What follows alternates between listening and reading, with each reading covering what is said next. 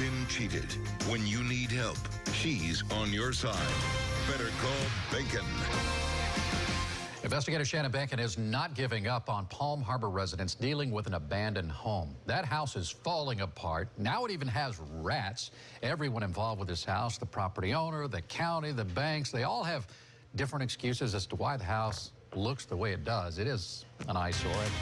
But anyway, that's when these residents knew they'd better call Shannon Behnken to get to the bottom of all of this. So what's going on with this house? Well, Keith, county officials are telling me that this is the biggest nuisance house they have in the entire county, and they want to bulldoze it. But for years, they haven't been able to get permission. So I am trying to help them out. All roads to bulldozing this abandoned, dilapidated house lead to a dead end. The home is worth nothing, so it's only land value. So I would think they would want to go ahead and tear it down and get out of it what they could. Pinellas County Code Enforcement put up this safety fence to keep neighborhood children from getting hurt by falling stucco. Neighbors are fuming. They and Code Enforcement Director Todd Myers want this house gone. At this point, given the situation, it's the best course of action.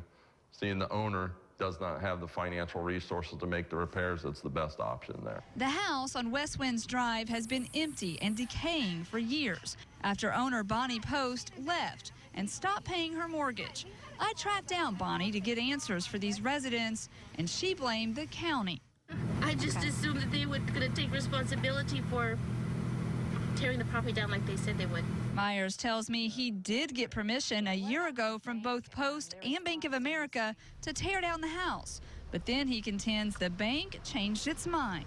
It is difficult because it makes our job more difficult. That's what's brought you here to talk to me today. So it appears that the bank, you guys don't want to take the house back, but you also... So I called the bank for answers. Even the bank spokesman is confused. Apparently, another lender is servicing the loan, and it's unclear which lender gets to make this big decision.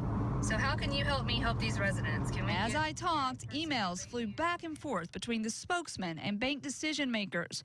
There's no answer yet, but I do have their promise to get to the bottom of what is keeping this house in demo limbo.